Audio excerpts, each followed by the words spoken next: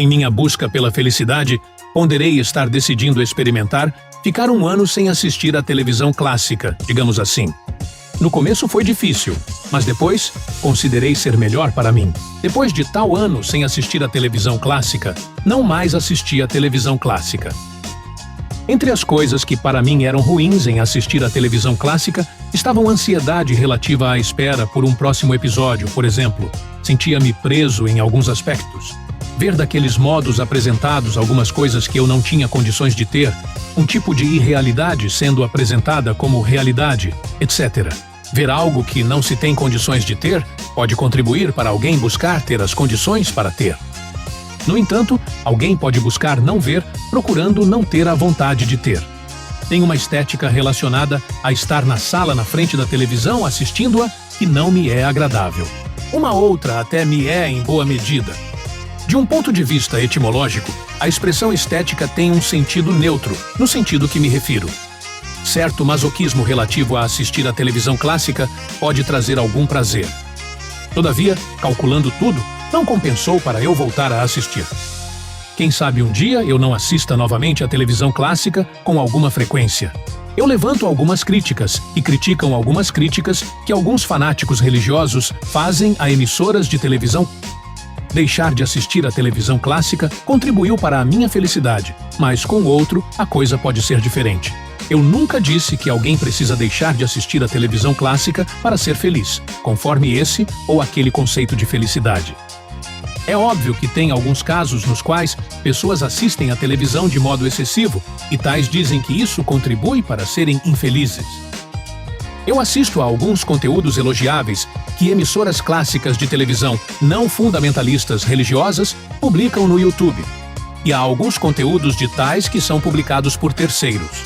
Em várias questões de vários casos, estamos do mesmo lado em todos os aspectos. Na questão de se opor a atitudes homofóbicas, por exemplo, excetuando em representação teatral para mostrar de que forma isso acontece, que não endosse, por exemplo.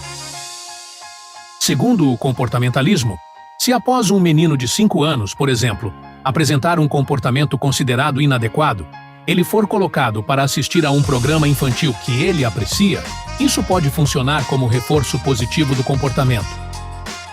Uma pessoa pode dizer que alguém teve um determinado comportamento influenciado pela televisão. Levanto a questão: apenas esse alguém teve tal comportamento depois de assistir às mesmas coisas pela televisão por período semelhante? Conforme comportamentalismo, dependendo do caso, ver uma pessoa tendo um comportamento pode funcionar como modelo para alguém ter tal comportamento ou parecido. Mas torna-se mais provável se o comportamento visto na televisão produz consequências positivas no enredo. Por exemplo, vitória, atenção, respeito. Se o comportamento for realizado por um líder que as pessoas respeitam, se o menino ou menina já tem no repertório respostas motoras parecidas. Se no ambiente, ao tentar algo parecido, o menino recebe reforço, risos, atenção, consegue o que quer, por exemplo. Até muitas pessoas leigas em psicologia comportamental, que falam bastante que a televisão influencia o comportamento dos indivíduos, geralmente também consideram que outros fatores também possam contribuir para se ter tais comportamentos. Em muitos casos, é até um pouco óbvio que o comportamento é influenciado por vários fatores. Um exemplo simples. Um homem que denominam de pobre fez algo que consideramos crime, e pessoas disseram que tem relação com assistir à televisão. Mas um homem denominado de rico assistiu às mesmas coisas pela televisão por tempo semelhante e não cometeu o crime. O que o pobre fez foi parecido com algo que passou na televisão. Ele tentou roubar um carro bastante caro anunciado na propaganda. As mesmas pessoas também disseram que o fator pobreza tem a ver com o fato de ele ter cometido o crime. Embora existam pessoas mais pobres ainda que ele, que assistem bastante à televisão e não cometem crimes. Tem quem assista todos os dias a programas que criticam fortemente a criminalidade e cometem crimes. O quanto a televisão clássica impacta de modo considerado bom e ruim na sociedade não vai ser abordado amplamente aqui. No tempo que eu considerava oportuno assistir à televisão clássica, eu vivenciava alguns dilemas. Um exemplo de dilema que eu tinha quando assistia à televisão clássica e não havia a opção de pausar o que eu estava assistindo é o seguinte: ficar descoberto passando frio ou, visando a me cobrir, ter os desprazeres relativos a interromper aquilo, como, por exemplo, perder cena. Poderia também esperar a propaganda para levantar. Ainda assisto a filmes deitado através do monitor do quarto, mas sempre tenho a opção de pausar o filme. As propagandas que me aparecem através do computador são mais selecionadas conforme meus interesses. E em vários casos, posso selecionar ainda mais. Atualmente tenho maior controle no que concerne a assistir a conteúdos audiovisuais e isso me trouxe mais contentamento. Existe algum exemplo no qual o maior controle foi algo ruim? O protagonista do filme ficcional Click se utilizou de maior controle de um modo que lhe trouxe bastante sofrimentos. Para algumas pessoas assistir a novela é aversivo a ponto de não assistirem. Para outras pessoas, o reforço positivo é maior que o negativo relativo a não assistir, entre outras questões comportamentais. Um exemplo. Uma pessoa precisava contratar um palestrante para divulgar o ateísmo. Então, colocou na descrição da vaga que precisava de um ateu. Isso não é crime. Mas, dependendo da discriminação religiosa, pode ser considerado crime no Brasil. Eu nunca preguei para não contratarem cristãos. Aquele cristão se sai melhor naquela função do que aquele não cristão. Quem cristãos chamam de pastor, para exemplificar, é, conforme a maneira que vejo as coisas, alguém que ilude pessoas em perspectivas religiosas. Excetuando alguns que participam do metodismo, por exemplo. Em aspecto religioso, geralmente, o dito pastor é um mentiroso, por ingenuidade ou não. Se for por ingenuidade, é um mentiroso levando um significado do termo mentiroso que não inclui ato deliberado. Não sei se existe tal significado pela etimologia. Não disse que considero que seja apenas um mentiroso. Quando escutava na adolescência um dito pastor, ele dizia coisas que eu concordaria atualmente. A Bíblia é um livro repleto de inverdades sendo ditas como verdades. O Jesus do Novo Testamento disse várias inverdades como verdades. Espírito Santo, por exemplo, é personagem da mitologia. Nem lanço a possibilidade de não ser um personagem da mitologia. Pode vir vento, por exemplo, contra um cristão, e este interpretar que Deus está falando com ele de modo imediato.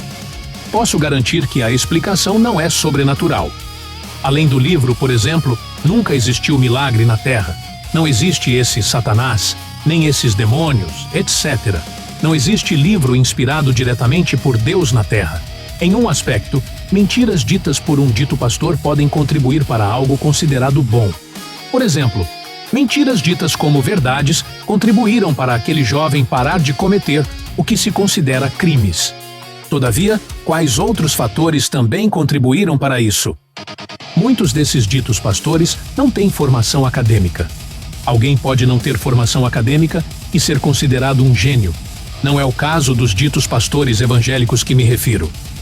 E alguém pode ter formação acadêmica e ser visto como gênio naquilo, mas não ser considerado um bom sujeito em vários aspectos. Já fui cristão e atualmente não tenho o mínimo interesse em ser cristão. Bem antes de obter bacharelado em teologia, eu já não era cristão. Escutar essas inverdades religiosas como verdades não é proveitoso para mim. Escuto apenas se eu for obrigado pela situação. Conforme Sartre, geralmente, até isso que estou dizendo ser obrigado é uma escolha.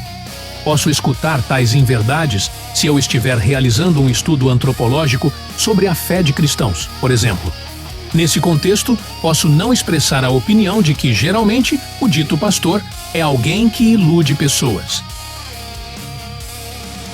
Perguntaram-me se eu recebi alguma influência de um cristão popular cujo nome começa com C. Eu disse que o escutei apenas uma vez em minha vida. Na ocasião, ele disse que Deus iria corrigir pessoas diretamente na Terra. Quando o vídeo no qual ele participa me aparece, eu coloco em não recomendar o canal para mim. Não sei se ele mudou essa concepção religiosa, porque só o escutei aquela vez. Na época do seminário teológico, escutei o nome dele uma ou duas vezes. Um dos jovens que fez seminário comigo disse que o escutava. Se existe alguma coisa parecida naquilo que eu publico com algo que ele falou, talvez seja conexão a causal. Não concordo com muitas coisas que Quevedo dizia. No entanto, recebi influência dele no campo da parapsicologia. Há um debate se Jung era cristão ou não. Considerando-o como cristão protestante participante de um cristianismo simbólico, então é mais um cristão do qual recebi influência.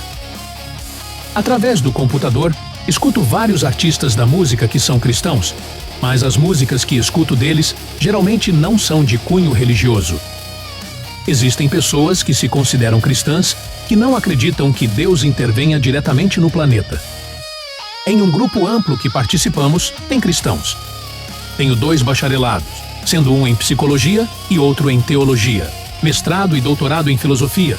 Tenho inteligência acima da média conforme aqueles testes, pondero que o que eu digo seja bom para a sociedade e me considero o homem mais feliz da história. Por que razão escutaria conselhos idiotas de um homem cristão? Conscientemente não sou homossexual. Este canal está sendo produzido principalmente para próximas gerações. Não precisa assistir até minha trajetória acadêmica estar pública, nem depois, claro, se não for o que busca ou se não for obrigado por situação acadêmica. Se meu propósito em criar canal fosse o lucro financeiro, teria criado um canal dito cristão.